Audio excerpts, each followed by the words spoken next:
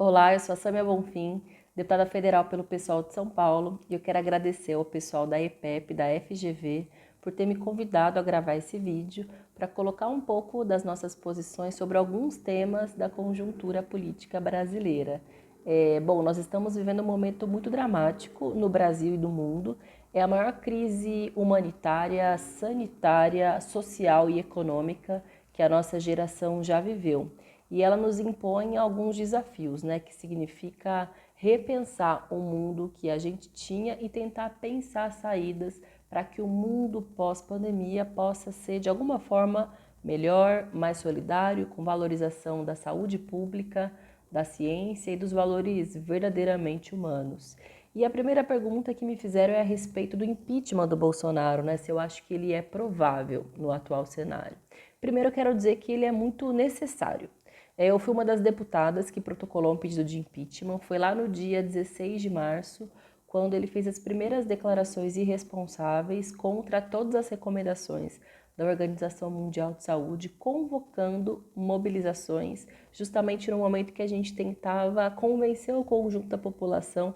da necessidade de isolamento social. Na verdade, desde o início do mandato, o Jair Bolsonaro vem cometendo uma série de crimes de responsabilidade que se agudizaram agora com o contexto da pandemia. Desse pedido de impeachment até hoje, na verdade, só se aprofundou a crise e a gravidade das suas declarações e ações. Não nos esqueçamos que ele esteve presente em uma dessas mobilizações de caráter golpista que exigiam o fechamento do STF, do Congresso Nacional, a volta do AI-5 e também depois, com a ocasião da saída do Moro do governo Bolsonaro e todas as revelações que ele fez, ou seja, a tentativa e também a intervenção direta do Jair Bolsonaro e da sua família sobre a estrutura da Polícia Federal, mostra que ele não tem condições de seguir na presidência da República, não tem condição de estar à frente de um país que está sentindo a pandemia de uma forma tão brutal, justamente pelas suas questões estruturais, né, de 30% da população não ter acesso à água encanada, de ter um SUS completamente desestruturado, de mais de 40% da população ter empregos informais, o que dificulta muito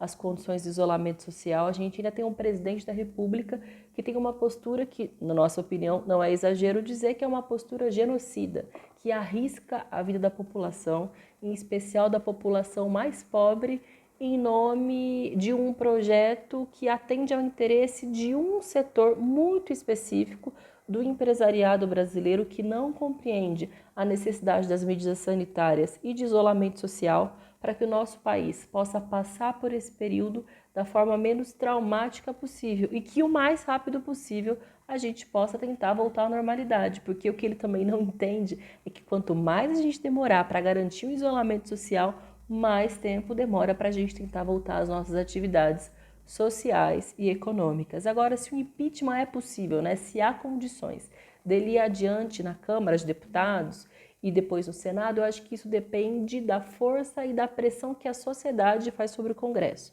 Porque o próprio Rodrigo Maia deu uma série de declarações que para ele não tem contexto, não tem condições de levar adiante o pedido de impeachment. Acontece que nesse momento também existe uma investigação sendo feita por parte do STF e nas próximas horas, inclusive, a gente vai descobrir se o Jair Bolsonaro vai ser indiciado de fato ou não. Mas muitas das revelações que já foram feitas a partir dessa investigação mostram que o Bolsonaro e a sua família estão num contexto muito difícil. Existe uma frente de investigação a respeito do gabinete de ódio, que inclusive utiliza estrutura a máquina pública, funcionários públicos, dinheiro público para fazer propagação de fake news e criar discursos de ódio contra adversários políticos e dependendo do quanto essa investigação avance, ela pode chegar inclusive no processo eleitoral que também se utilizou de muitas fake news para que o Bolsonaro chegasse à presidência da República. Paralelamente a isso, também tem todo esse tema em torno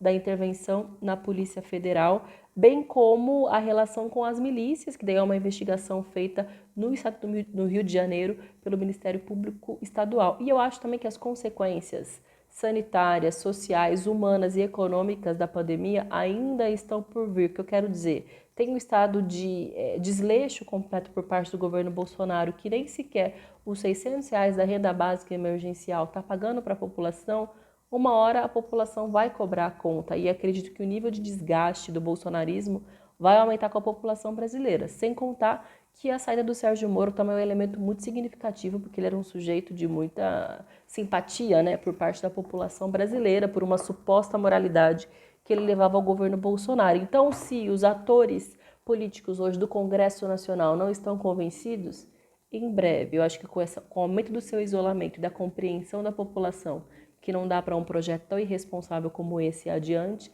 acho que essa conclusão ela vai se modificando. Por isso a importância de tantos pedidos de impeachment como um elemento de pressão e de vocalizar essa indignação e as demais investigações que estão acontecendo em outras instituições brasileiras. Governo Mourão, eu não consigo conceber um governo Mourão como uma consequência da saída do Bolsonaro. Nesse sentido, existe uma PEC tramitando na Câmara, que aliás está em reserva, que pode ser tramitada na Câmara, que diz respeito a um novo processo eleitoral depois de um processo de impeachment. É essa a saída que eu aposto, porque acho que o governo Mourão seria uma continuidade, talvez até mesmo mais perigosa do que é o próprio Bolsonaro, e a saída precisa ser sempre definida através da participação popular e não com uma troca de peças a partir de uma relação de superestrutura, né? Sobre o segundo tema, que tem a ver com o aumento da violência doméstica, que infelizmente de fato é uma das consequências do processo de isolamento social. Não porque a pandemia aumente a violência, ou nem sequer porque o isolamento social em si aumente a violência, mas porque ela é uma expressão também das crises em que a sociedade enfrenta, né? No momento em que as famílias têm a sua renda reduzida, que as mulheres têm um aumento da sua sobrecarga de trabalho por conta das tarefas domésticas, do cuidado com os filhos e mesmo da convivência, muitas vezes, com os seus parceiros, mas também pelo abuso de álcool, droga e outras substâncias que são parte de contextos de crise, a violência ela acaba aflorando. Sem contar no óbvio, né? Se as pessoas estão isoladas, se elas estão dentro de casa, os veículos para pedir ajuda, para denunciar, ficam mais restritos. Por isso que nós temos também algumas propostas, né, de ampliar o Disque 180, que é um mecanismo muito simples para as mulheres, tanto através de ligação quanto de texto, para que elas possam reportar ao Estado, à Secretaria de Segurança Pública, etc., que elas passam por um momento de dificuldade, né, de violência dentro de casa, mas também que possam ser disponibilizadas vagas em hotéis e pousadas, para que essas mulheres sejam retiradas imediatamente do seu lar pela Secretaria de Segurança Pública, utilizando a frota de veículos oficial, que nesse momento está tendo menos uso, para que elas possam também ter o direito à quarentena, ao isolamento social e em segurança. Segurança do vírus, mas também segurança dos seus parceiros que são agressores, e isso é uma realidade cotidiana do Brasil, que no contexto da pandemia só se endureceu. O que fazer para tentar dirimir um pouco as consequências econômicas, né, da pandemia? Acho que agora é o momento do Estado brasileiro e do governo rever as políticas de austeridade que vinham sendo implementadas e reforçar o papel do Estado. Aliás, não há outra saída senão o reforço do papel do Estado, principalmente através de política de transferência de renda para a população mais vulnerável, que precisa também, tem direito a ficar em isolamento social, não é porque é pobre que precisa morrer. Pobre também tem que ter direito a isolamento social para se proteger, para proteger a sua família, e não há outro jeito senão sem política de transferência de renda, garantindo que a renda básica emergencial chegue aos lares brasileiros e que ela possa inclusive ser ampliada, porque os preços de alimentos, os preços básicos estão aumentando no mercado brasileiro, mas também existem outras medidas, como a possibilidade de suspensão do pagamento de luz, de conta de água, de internet, dos empréstimos bancários, que afinal de contas os bancos eles podem esperar, porque depois também da pandemia muito provavelmente vai ter um nível de endividamento, de pedido de empréstimos ainda maior, então os seus lucros vão estar muito bem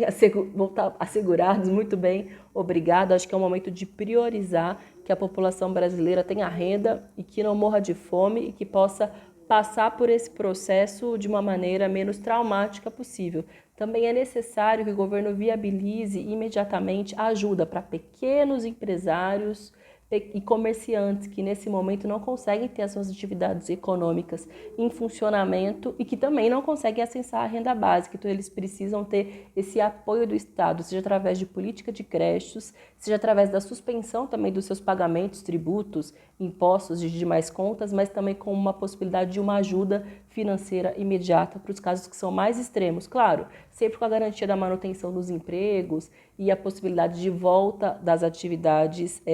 posteriormente à pandemia. Minha opinião sobre o Paulo Guedes, acho que ele tem sido muito irresponsável desde o início do governo Bolsonaro e agora na pandemia também, porque ele faz chantagem com o Congresso Nacional. O que eu quero dizer com isso? Quer garantir o funcionamento da sua agenda ultraliberal num contexto em que todos os governantes do mundo estão percebendo a necessidade de paralisar essa agenda para poder salvar vidas e fortalecer o papel do Estado, amparando questões de saúde pública, de ciência, de assistência aos trabalhadores e, no Brasil em especial, da população mais vulnerável. Não é isso que ele vem fazendo, está expresso na agenda do Congresso Nacional, que votou em MP 905, né, que era a carteira verde e amarela num contexto em que a gente deveria pensar em salvar os empregos que já existem, atender essa população que é a mais vulnerável, assim como outras agendas, como a de privatizações e a tentativa de fazer uma flexibilização na lógica do mundo do trabalho no Brasil, como ele vem tentando implementar na Câmara dos Deputados e também no Senado. Bom, gente, é um pouco isso. O meu tempo já acabou, na verdade, a ideia era fazer um vídeo bem curtinho, mas contem sempre conosco se precisar de mais informações, que eu esclareça melhor algum ponto, estamos sempre à disposição. Um beijo, valeu, até a próxima.